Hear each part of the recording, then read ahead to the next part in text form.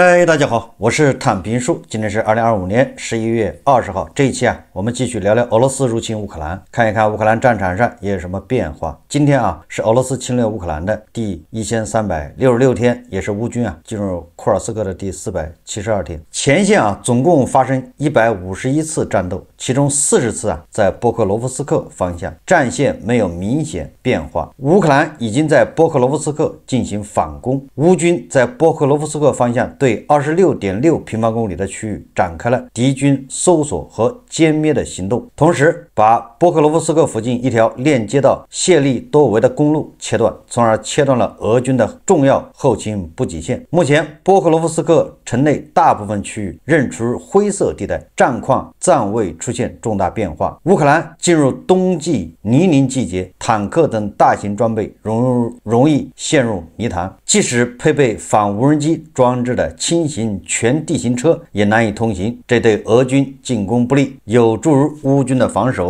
一支庞大的俄罗斯车队在通往波克罗夫斯克路上遭到伏击并被烧毁，这也是俄罗斯军队启用驴队给前线提供补给的重要原因。俄罗斯人真的不是这个造谣真的用驴子来驮着他的这个120毫米的炮弹往前线运呢，可见这个战打到什么程度了这个俄罗斯方面的说法那他们一再声称已经拿下了波克罗夫斯克。俄罗斯军队正在努力彻底封闭更广泛的波克罗夫斯克米尔诺赫拉德包围圈，同时也在2个城镇内发动进攻。俄罗斯军事指挥部似乎同时既集中兵力来完成对波克罗夫斯克米尔诺赫拉德地区包围，同时还继续进行某种程度的正面攻击。11月18日发布的据报道拍摄于11月16日的地理定位视频显示，俄罗斯军队最近在波克罗夫斯克东北部推进，既正面强攻又执行包围行动，可能导致俄罗斯军队难以完成包围圈。部分原因是乌克兰军队对俄罗斯口袋的北部边界构成威胁。俄罗斯第51联合军的部队正在米尔诺赫拉德以北边界作战，但无法充分推动从东北部关闭包围圈。也就是说这个俄罗斯媒体报道格拉西莫夫在普京的指示下要给乌军包饺子，奈何这个饺子皮他就是包不上。在这个波克罗夫斯克的东北部叫米尔诺赫拉德这儿，想给饺子皮捏上捏不上。为什么这么说一个事实说明乌军仍然坚守在波克罗夫斯克，而且俄军在波克罗夫斯克根本就不占上风。为什么这么说因为乌军总司令谢尔斯基依然坚守在波克罗夫斯克方向，战斗仍在激烈的持续。也就是谢尔斯基又在波克罗夫斯克视察，如果波克罗夫斯克丢了，或者说乌军处于劣势守不住，那谢尔斯基怎么能冒险跑到那儿去呢？这个欧洲媒体对波克罗夫斯克的形势做了一个评估，是这么说的他说乌克兰指挥部向波克罗夫斯克部署了最致命的无人机部队，该市周边地区已被变成了一个协同的杀戮区，即使是躲在废墟下的单个俄兵也会被追踪并消灭。这些数字揭示了规模之大。马迪亚尔之鸟仅在10月份就消灭了8005名俄军士兵。一段视频显示，在昼夜不停的系统性猎杀中，39名俄军士兵、6辆摩托车和1辆4轮摩托车被摧毁。乌军特种部队在1个月内利用光纤无人机突破电子战防线，造成俄军1500人伤亡。他们摧毁了39套火炮系统、18套防空系统、20辆坦克和532辆车辆。此前泽连斯基亲自视察了该地区所有主要无人机部队，并下达了明确指示，彻底消灭波克罗夫斯克的俄军士兵。11月初，俄1天之内发动了100次袭击，并将一半的制导炸弹投掷到这座城市，1/3的前线冲突都发生在这里。此次部署表明乌克兰决心守住波克罗夫斯克，它是通往顿涅茨克北部的门户。俄或许控制着顿涅茨克81%的地区，但如今攻占设防城镇意味着就要面对乌克兰自战争爆发以来部署的最协调的无人机网络。什么意思呢？这个欧洲媒体报道也就是乌克兰把自己最精锐的无人机部队叫马迪亚尔之鸟条这个无人机部队啊部署在波克罗夫斯克。这个泽连斯基啊，应该在这个月初吧，还亲自去视察了。这个是乌军无人机部队中啊精锐中的精锐啊。所以说即便今天已经是11月20号了，俄军啊还是没有能拿下波克罗夫斯克，而且照这个趋势下去啊，恐怕一时半会儿啊也很难拿下，因为乌克兰东部啊现在已经叫翻江季，道路泥泞呢。这个对无人机没什么太大影响啊，但是对那个2条腿的俄军士兵、4条腿的骡子啊、驴啊，还有这个装甲车、摩托车，那都是个灾难。也就是说啊，目前这个翻江季是不利于进攻一方，时间啊站在乌克兰这边，拖的时间越长，这个普京啊越受不了。根据乌克兰总参谋部的报道啊，乌克兰武装部队已成功使用陆军战术导弹系统对俄罗斯境内的军事目标进行了精确打击，这是一项重大进展，凸显了乌克兰对自身主权的坚定承诺。那什么意思呢？就是这次乌军啊，人家公开声明用美国援助的陆军战术导弹打了俄罗斯的本土，打的是什么地方呢？是俄罗斯的沃罗涅日。根据俄罗斯展示的导弹残骸细节证实，乌克兰于11月18日向沃罗涅日地区发射了陆军战术导弹，这是特朗普政府任内美国制造导弹首次对俄罗斯本土使用。俄国防部称啊 ，S-400和铠甲 S-1防空系统成功拦截了此次袭击。而乌克兰的消息啊，则指出俄军一处训练场被击中，同时确认确有数枚导弹被俄防空系统击落。可以说啊，这一事件啊，标志着特朗普在允许啊乌克兰用美国武器打击俄罗斯本土啊，俄罗斯纵深目标迈出了一步。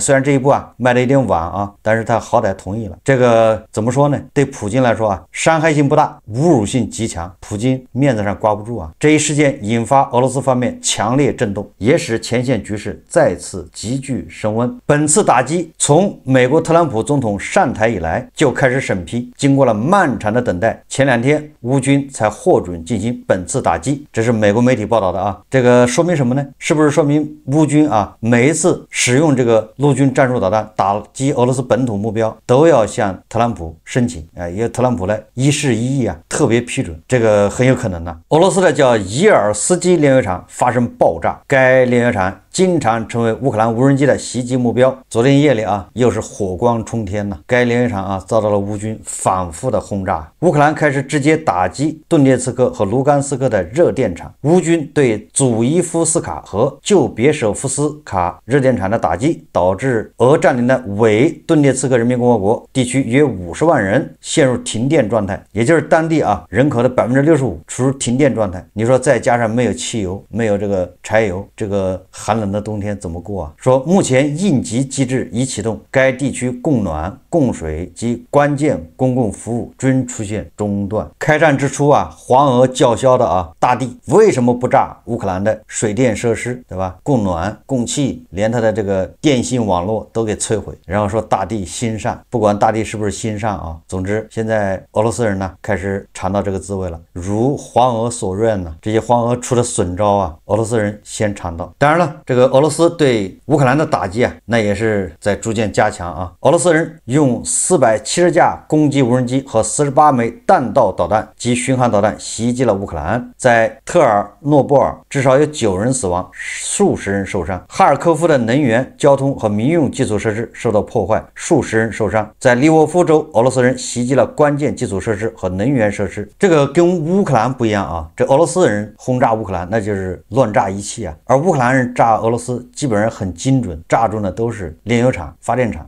很少有看到俄罗斯媒体报道，或者是乌克兰媒体报道，或者是西方媒体报道说俄罗斯人因为乌军的无人机袭击，对吧，导致平民伤亡。反正俄罗斯媒体也没报，对吧？黄俄也没说。那应该是乌军打击俄罗斯的这些目标的时候都是非常精准的，不伤及平民，也不伤及无辜。但是俄罗斯轰炸乌克兰那是乱炸一气啊！当地时间11月19号，乌克兰总统泽连斯基发文称，乌克兰多地正紧急应对俄方的大规模袭击。据乌方确认，俄罗斯从18日夜间向乌克兰发动打击，打击范围覆盖乌克兰的10个州。泽连斯基表示关键这一次俄罗斯的打击他出动了图160。有专家说图160近几个月以来极少参与此类袭击，这可能表明此次打击具有特殊性质。说白了就是报复就是乌军用美国的陆军战术导弹轰炸了这个沃罗涅日，普京立马施以报复，也就是他不能拿特朗普怎么样，他只好把气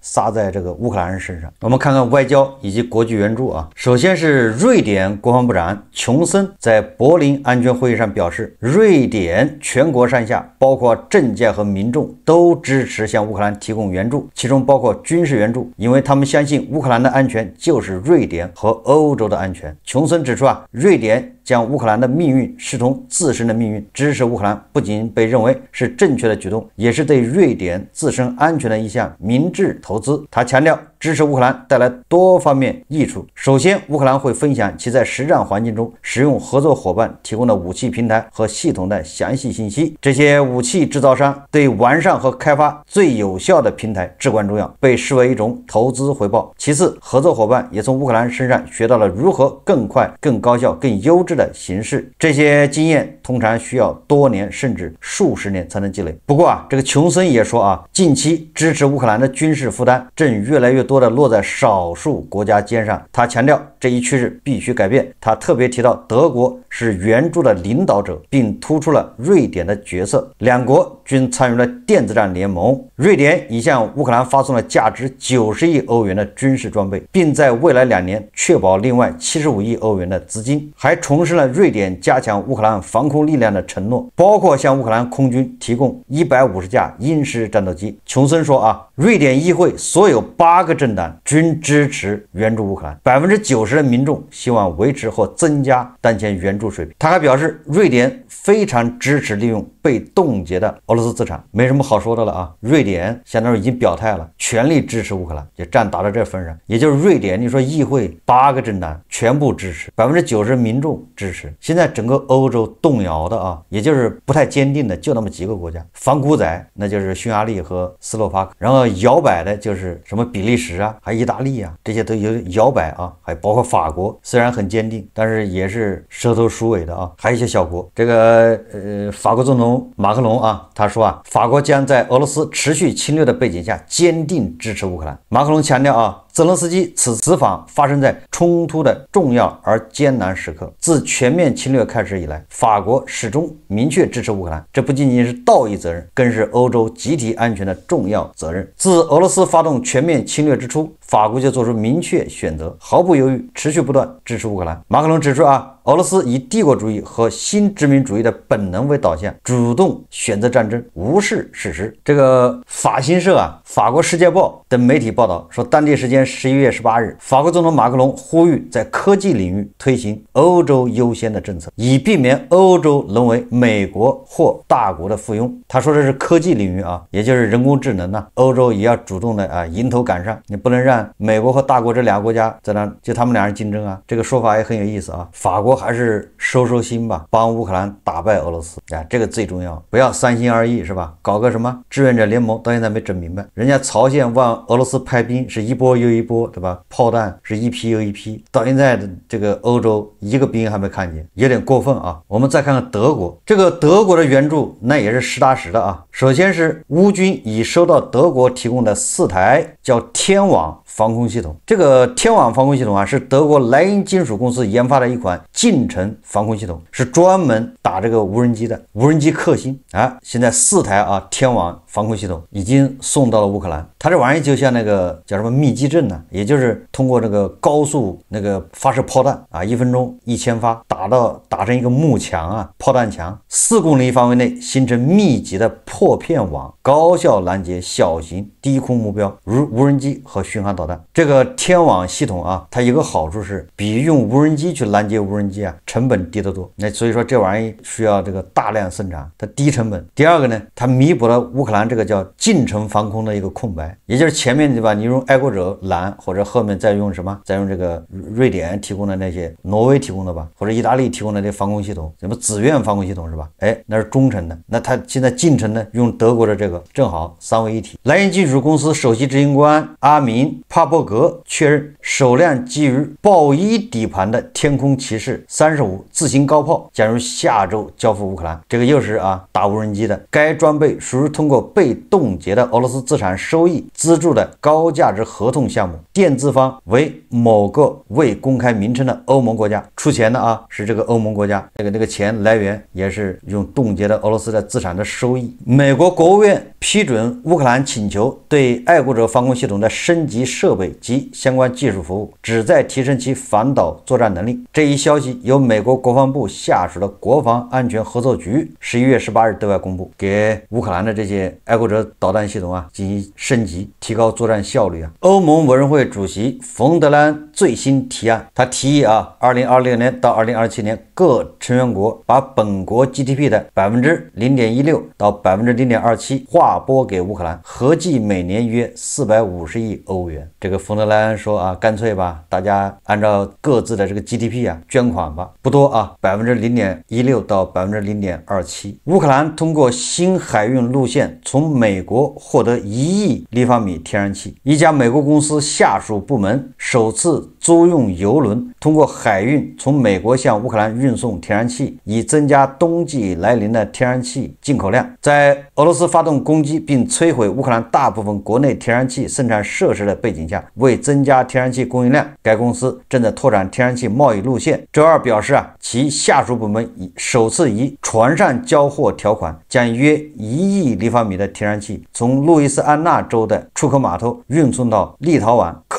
克莱佩达的液化天然气终端。11月19号乌克兰总统泽连斯基动身前往土耳其，要去土耳其访问有媒体报道这个泽连斯基此行的核心诉求是重启2022年3月伊斯坦布尔和谈的框架。当然了，这都是媒体猜测最重要的是什么呢？最重要的是先行到达土耳其的这个乌克兰国家安全与国防委员会秘书乌梅罗夫，就是前国防部长乌梅罗夫他不是先到土耳其吗？在那儿跟俄罗斯人谈判交换战俘，然后这个他很有可能原计划就在那儿等泽连斯基过来，结果很多黄俄就造谣说乌梅罗夫也是受到这个腐败丑闻滞留在土耳其潜逃，结果今天这个乌梅罗夫到机场迎接泽连斯基。所以这些黄俄还有俄罗斯媒体就是以造谣为能事这个咱们以前说过了乌克兰发生腐败一点都不奇怪，因为他跟那个前苏联的其他国家是一模一样的，没什么区别，对吧？他并没有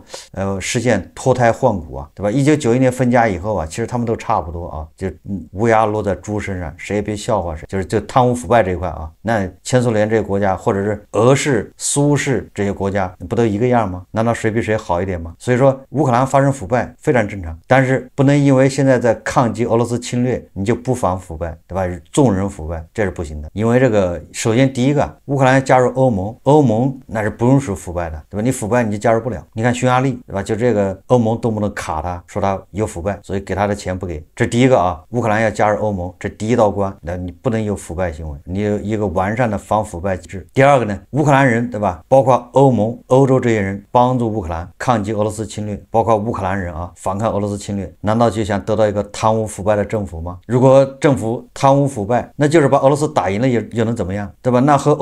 被俄罗斯吞并又有什么区别呢？那何必要死那么多人呢？是不是这个逻辑所以说反抗俄罗斯的侵略和防腐败并不矛盾。这个乌克兰对国内的这个腐败也应该要零容忍不管涉及到谁必须要下台。好像这次一个是什么司法部长，还有一个能源部长都被免掉了嘛，恐怕还涉及其他人从泽连斯基到法国到西班牙，对吧？还到是不是希腊，对吧？到这些国家受到的欢迎和这个得到的援助支持来看，欧洲这些国家还是信任泽连斯基还是支持泽连斯基的，并没有因为泽连斯基的这个政府陷入腐败丑闻而这个对他责难，对吧？现在网上黄俄还有俄罗斯媒体都在放风说特朗普要换掉泽连斯基，就因为泽连斯基腐败。当然这样传言已经很多次了说到这个美国啊，最近又有传闻出来了啊。11月19号，美国政治新闻网援引白宫高级官员消息报道称，说乌克兰冲突停火框架协议将于本周获得各方批准。报道指出啊，美方对此持乐观态度，但乌克兰及欧洲国家并未参与乌克兰冲突解决方案的制定工作。该官员预测，鉴于俄军推进仕途及国内政治腐败丑闻，乌克兰当局将被迫接受相关条件。该官员称，欧洲国家在此事上不具有重要影响力，关键在于乌克兰是否同意该协议。这个显然啊，是消息啊来源于亲俄人士啊。这个《华尔街日报》啊10月18号报道，他说美国高级官员透露啊，美国总统特朗普19日将派遣五角大楼高级代表团前往基辅，就俄罗斯与乌克兰之间的战争进行会谈。这是美国政府为重启谈判并结束战争做出最新尝试。说，据2名美国官员透露啊，陆军部长丹尼尔·德里斯科尔将与2位4星陆军上将一同与乌克兰总统泽连斯基、乌军高层以及工业界代表举行会谈。德里斯科尔计划稍后与俄罗斯官员会面，据说带了这个特朗普的这个就是特别代表维特科夫啊一起去。这个很多媒体啊传的有鼻子有眼啊，说这个美国的将军啊拿着特朗普啊他们制定好的这个和平协议，这个和平协议有20条啊，反正就是乌军投降嘛，大概这意思。然后让乌克兰认可，乌克兰如果同意了，然后他们再去俄罗斯找大帝谈，交给大帝，交给普京啊，普京同意那就停火了。这个当然是个传言了。首先对吧，泽连斯基投降那他做不到啊，你拿什么逼他呢？半年前就逼他，人家就没投降，这个时候他还可能再投降吗？这第一个啊。第二个，你凡事你绕不过欧盟啊，人欧洲不同意啊。这个泽连斯基对吧，这一趟出去法国、西班牙、希腊这一趟一绕，大家都支持他，你特朗普逼泽连斯基拿什么逼他呢？所以这个即便不是传言啊，特朗普也真有这个想法，也无济于事啊。当然了，这个特朗普又放风啊，说美国国会共和党议员正在继续制定立法草案，该草案将允许对与俄罗斯有业务往来的任何国家实施严厉制裁，也就是加500%的关税啊。再结合啊，这个特朗普同意啊，乌军用陆军战术导弹打击俄罗斯纵深，然后又是对吧，美国国防部维修啊升级乌克兰的这个爱国者防空系统。这么看的话，像是特朗普的这个一贯作为啊，也就是逼这个普京和谈，对吧？这边逼乌克兰，那边逼普京。关于这个和平的方案，有人说是28条，有人说是20条。这个特朗普本人呢，在跟这个沙特王储萨勒曼在白宫会晤中啊，他就说了啊，乌克兰战事比预期拖得更久，但他仍决心解决。他说啊，其实我已经叫停了8场战争，还剩1场，就是与俄罗斯总统普京的谈判。我对普京有点意外，花的时间比我预计的要长。特朗普现在就在搅和啊，实际上他起不到什么作用啊。泽连斯基这次出访，某种程度上恐怕就是统一战线了。这个美国的副总统啊，万斯罕见的啊，在电视节目中严厉的、严肃的批评了这个特朗普总统。副总统啊，在电视节目中批评了总统。这个万斯啊说，特朗普总统太不爱惜身体了，完全是不知疲倦的在工作。特朗普坐飞机出差，全程都不睡觉，去程10几个小时，回程10几个小时，他全程清醒，还要求别人也必须保持清醒。这个万斯果然有前途啊！我想起了这个有俄罗斯的官员批评普京啊，出去视察居然不戴帽子，这么冷的天冻坏了怎么办？看着这种拍马屁，这个一学就会啊。路透社报道啊，美国财政部表示啊，对俄罗斯石油公司和卢克石油公司的制裁已经显著削减了俄罗斯能源部门的收入，并可能导致石油出口长期下滑。外国资产控制办公室表示，制裁正在发挥其主要作用，即降低俄罗斯石油在世界市场的价格，从而削弱克里姆林宫对乌克兰发动战争的财政能力。该报告称，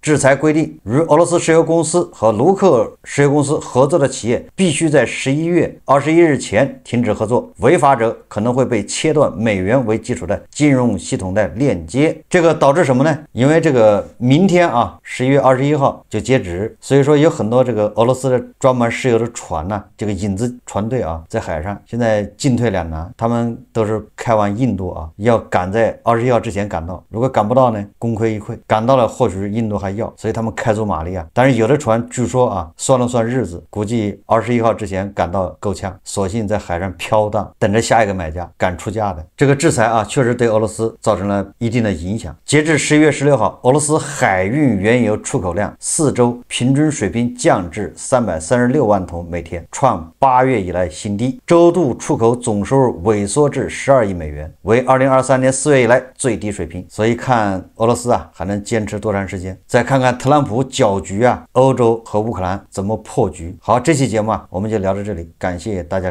收看。如果喜欢我的节目，欢迎订阅转发，也可以在下方留言评论，谢谢大家。